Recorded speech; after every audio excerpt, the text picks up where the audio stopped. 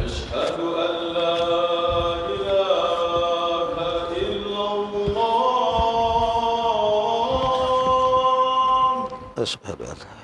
إلا الله. أشهد أن لا إله إلا الله. أشهد أن محمدا رسول الله.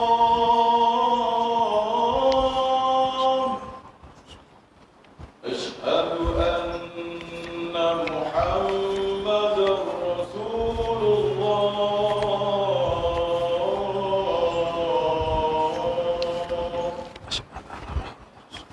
حي على الصلاة. لا حول ولا قوة إلا بالله. حي على الصلاة.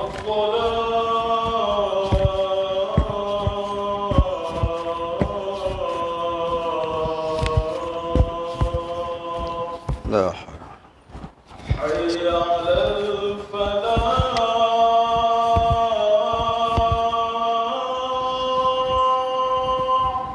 لا حول. حي على الفلاح.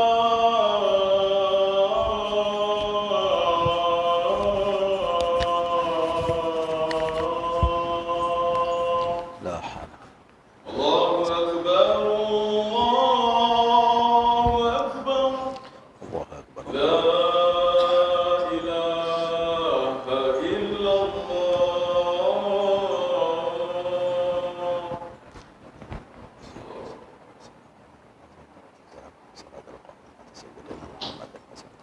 Hadirin sidang jemaat yang dirahmati Allah sekalian. Hendaklah berdiam diri dan jangan berkata-kata ketika khatib membaca khutbah, kerana yang demikian itu menghilangkan pahala jemaah. Sabda Nabi sallallahu alaihi wasallam, "Idza qulta li sahibika yawm al-jum'ati ansit wal imam yakhutub faqad laghaw." Rawahu Bukhari wa Muslim an Abi Hurairah radhiyallahu anhu.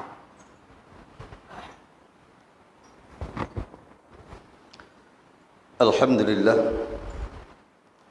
الحمد لله الذي أرسل رسوله بالهدى ودين الحق ليظهره على الدين كله ولو كره المشركون. أشهد أن لا إله إلا الله وحده لا شريك له وأشهد أن سيدنا محمدا عبده ورسوله. اللهم صل وسلم وبارك على سيدنا محمد وعلى آله وصحبه ومن تبعهم بإحسان إلى يوم الدين. أما بعد. قال الله تعالى في كتابه العزيز: أعوذ بالله السميع العليم من الشيطان الرجيم. يا أيها الذين آمنوا اتقوا الله ولتنظر نفس ما قدمت لغد واتقوا الله إن الله خبير بما تعملون. يا عباد الله اتقوا الله حق تقاته ولا تموتن إلا وأنتم مسلمون. Sidang Jumaat yang dirahmati Allah Subhanahu wa taala. Mimbar pada setiap minggu berpesan kepada diri khatib yang membaca khutbah terutamanya dan kepada sekalian hadirin, marilah sama-sama kita mempertingkatkan ketakwaan Allah, ketakwaan kepada Allah Subhanahu wa taala dengan melaksanakan segala perintah yang dititahkan oleh Allah Subhanahu wa taala pada sekadar yang kita mampu, dan meninggalkan segala larangan yang ditegah oleh Allah Subhanahu wa taala dengan sekadar kekuatan kita, kesabaran kita menghalang ataupun mencegah daripada melakukan kemungkaran. Kaum muslimin yang dirahmati Allah Subhanahu wa taala, setiap minggu, saban minggu kita diperdengarkan dengan pesan takwa. Tapi adakah pesanan ini menjadi ingatan kepada kita, menjadi teguran kepada kita, ataupun sekadar ia datang dan berlalu begitu sahaja.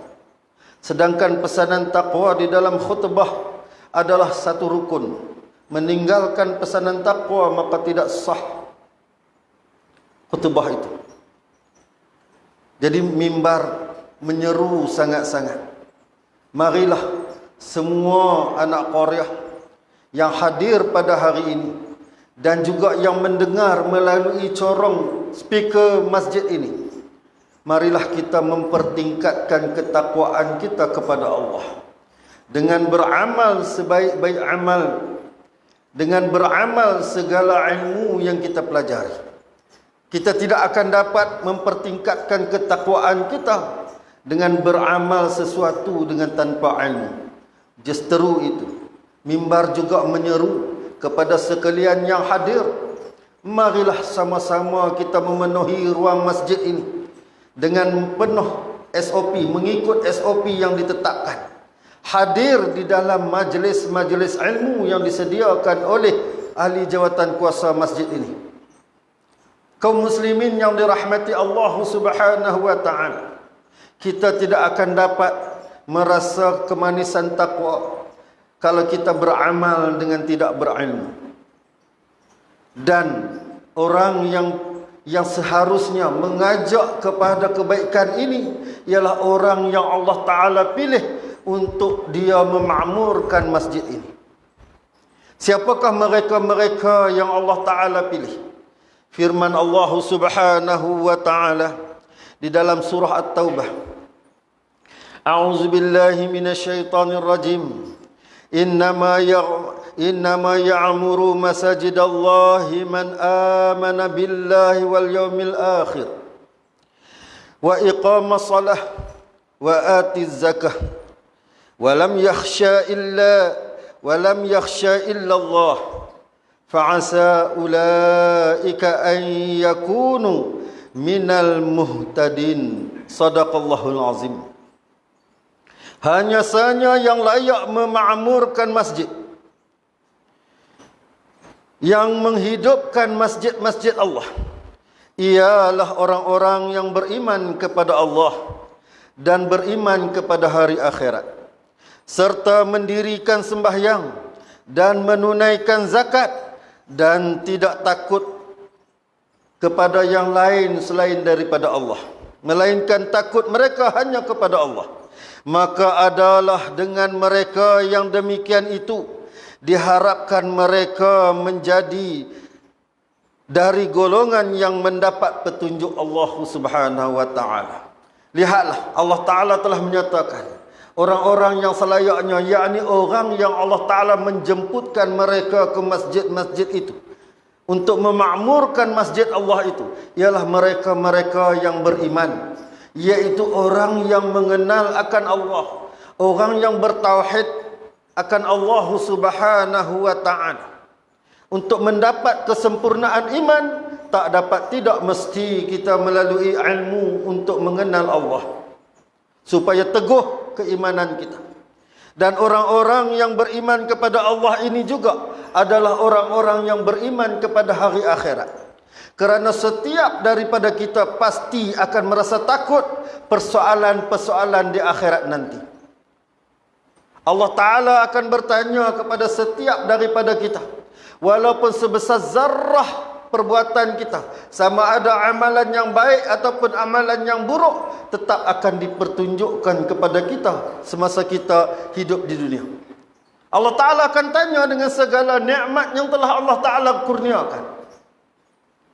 Apakah yang kita gunakan nikmat Allah Ta'ala ini untuk jalan kebaikan, untuk jalan akhirat, ataupun untuk jalan kebinasaan, untuk jalan yang merosakkan kita dunia dan akhirat? Allah Ta'ala pasti akan bertanya. Ini orang yang beriman dengan akhirat, dia pasti akan merasa gerun. Allah Ta'ala akan bertanya dengannya, apakah amalnya ini menepati sebagaimana yang dituntut oleh syarak? Kalau tidak ada rasa gerun di dalam hati, itu tanda hati kita sudah mula membeku, hati kita sudah mula menebal dengan karat-karat yang merosakkan iman kita. Cuba fikir dan renung sejenak. Apakah amalan kita ini bertepatan dengan tuntutan syarak? Apakah amalan kita ini bertepatan dengan apa yang diajarkan oleh Nabi sallallahu alaihi wasallam, yang disampaikan kepada para sahabat, disampaikan juga kepada para tabi'in dan seterusnya sampai kepada ulama, yang sampai kepada kita daripada warasatul anbiya, yaitu ulama, amalan daripada para nabi yang Nabi tinggalkan kepada kita ini. Kita mengikut jalanan ulama-ulama. Jadi kita tak ada jalan lain untuk beramal dengan kesempurnaannya, ialah dengan berilmu. Maka penuhkanlah masjid ini. Penuhkanlah masjid ini untuk menuntut ilmu yang disediakan, yang mana telah dibawakan kepada kita guru-guru yang mengajarkan kepada kita ilmu untuk kita beramal, untuk mendapat kebahagiaan di dunia dan di akhirat. Ini adalah orang yang benar-benar takut akan Allah dan orang-orang yang benar-benar beriman hari akhirat. Cuba kita nilaikan diri kita ini. Dan orang yang memakmurkan masjid mestilah orang yang mendirikan solat. Nah, kalau mai ke masjid hanya semata-mata ada jawatan, karena melunaskan jawatan, habis tugas balik, ini bukan orang yang layak dihukumkan orang yang memakmurkan masjid. Jawatan bukanlah semata-mata kita laksanakan kerana kita diberi amanah, tetapi kita bertugas untuk melancarkan perjalanan masjid ini adalah kerana kita berkhidmat kepada agama. Tanamkan di dalam hati, wahai sekalian orang yang dikurniakan jawatan, kita bekerja kerana ibadat. Kita melakukan kebaikan untuk masjid, untuk institusi apa-apa pun adalah kerana kita beribadat kepada Allah Subhanahu wa taala. Dan juga Allah Taala mengatakan, orang yang mendirikan solat, orang yang takut hari akhirat, orang yang beriman kepada Allah juga adalah orang yang sentiasa mengeluarkan zakat. Kerana dengan zakat dapat membantu di waktu kesusahan, terutamanya di dalam waktu kita menghadapi COVID-19 ini.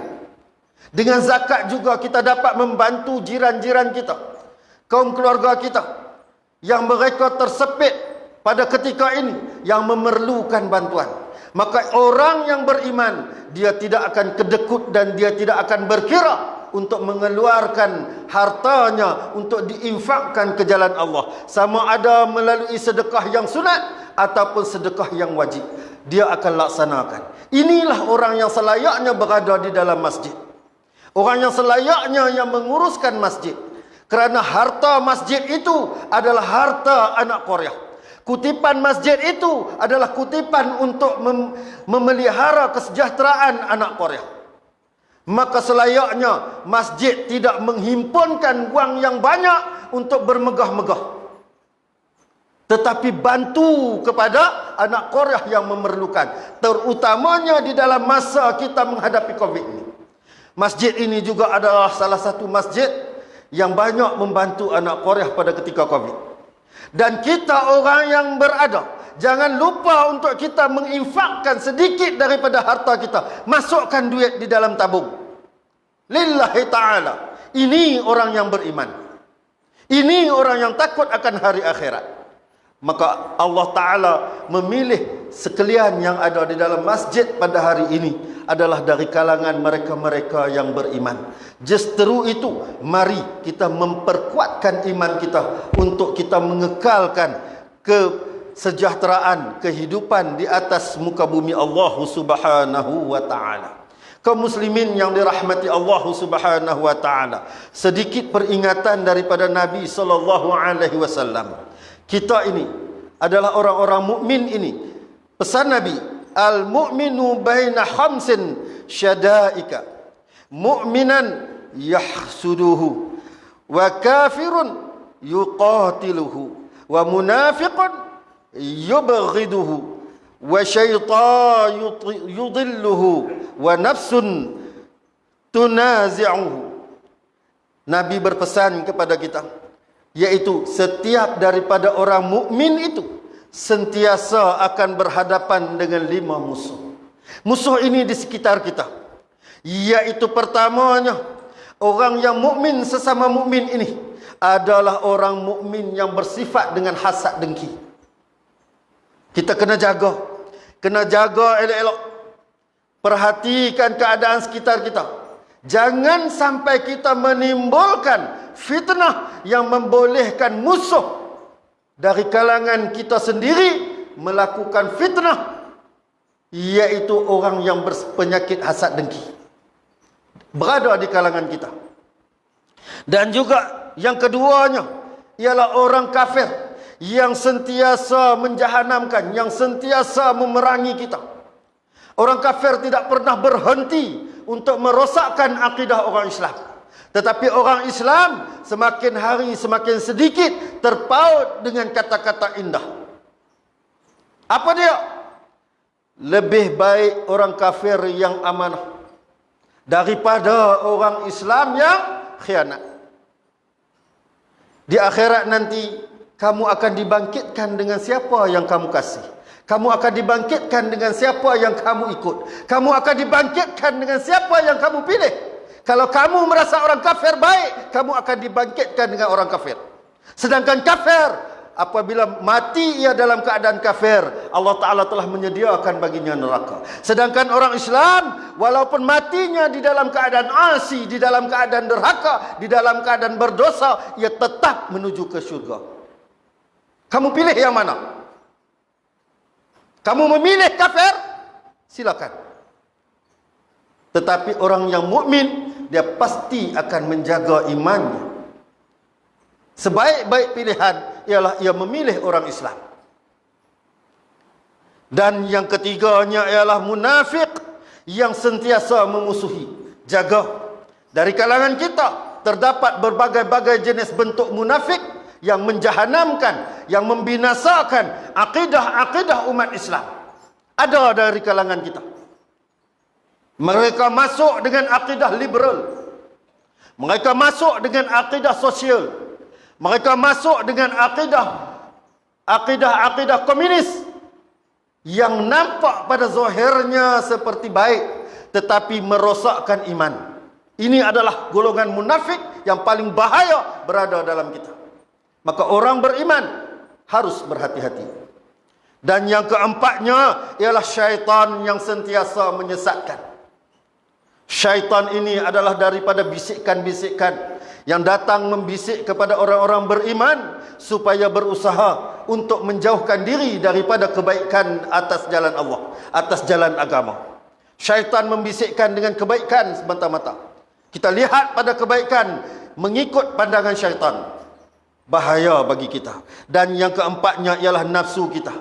Nafsu kita sendiri, jiwa kita sendiri, perasaan kita sendiri yang sentiasa menyerang, yang sentiasa memberontak, menuntut kepada keinginan, kesukaan yang bangsa dunia. Ini adalah musuh yang paling utama yang berada di sekitar kita. Wahai orang-orang yang beriman, bersedialah dan berhati-hatilah dengan segala musuh yang Nabi pesankan kepada kita ini. Tidak ada jalan lain melainkan jalan dengan kita memperkuatkan iman kita. Jalan untuk perkuatkan iman ialah dengan jalan kita mempertingkatkan keyakinan kita melalui ilmu yakin. Ilmu yakin tak akan dapat melainkan melalui dengan menuntut ilmu. Berkekalanlah kita dalam keadaan sebagai penuntut ilmu. A'udzubillahi minasyaitonirrajim. Bismillahirrahmanirrahim. Wal 'ashr innal insana lafi khusr illa allazina amanu wa 'amilus solihati wa tawassaw bil haqqi wa tawassaw bis sabr. Barakallahu li wa lakum fil Qur'anil azim wa nafa'ani wa iyyakum bima fihi minal ayati wa zikril hakim wa taqabbala minni wa minkum tilawatahu innahu huwas samiul alim. Aqulu qawli hadza wa astaghfirullahal azim li wa lakum wa lisairil muslimina wal muslimat wal mu'minina wal mu'minat fastaghfiruhu innahu huwal ghafurur rahim. Allahumma shalli wa sallim wa barik ala sayyidina Muhammad wa ala ali sayyidina Muhammad wa radiyallahu tabaraka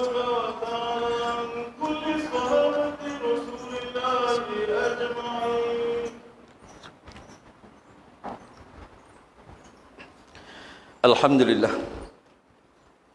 Alhamdulillahi Rabbil Alamin. Wassalatu wassalamu ala ashrafil anbiya'i wal mursalin wa ala alihi wa sahbihi ajma'in.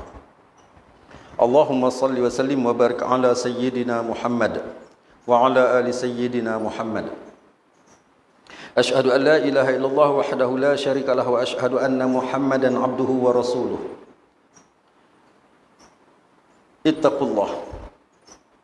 Ittaqullaha haqqa tuqatih wa la tamutunna illa wa antum muslimun. Wa qala Allah Ta'ala fi kitabihil aziz. A'udzu billahi as-sami'il 'alim minasy syaithanir rajim. Inna Allaha wa malaikatahu yusalluna 'alan nabi. Ya ayyuhalladzina amanu sallu 'alaihi wa sallimu taslima. اللهم صل وسلم على سيدنا محمد وعلى آله وأصحابه أجمعين وارض اللهم عن الخلفاء الراشدين سادتنا أبي بكر وعمر وعثمان وعلي وعن بقية الصحابة والقرابة والتابعين ومن تبعهم بإحسان إلى يوم الدين اللهم اغفر للمسلمين والمسلمات والمؤمنين والمؤمنات الأحياء منهم والأموات إنك سميع قريب مجيب الدعوات يا قاضي الحاجات يا رب العالمين اللهم اجعل هذا بلدا آمنا مطمئنا اللهم أصلح أئمتنا وولاة أمورنا واشمل اللهم بعنايتك وتوفيقك جلالة الملك مولانا الأمين الكريم السلطان صلاح الدين ابن المرحوم سلطان بدليشة وولي عهده ودuli yang teramat mulia Tunku Syarifuddin Badalishah Ibn Sultan Salahuddin wa jami'al usaratil malakiyah Allahumma waffiqhum lis-sadad wa aslih bihimul ibad wal bilad waj'al at-taqwa lahum khayra zad innaka ra'ufur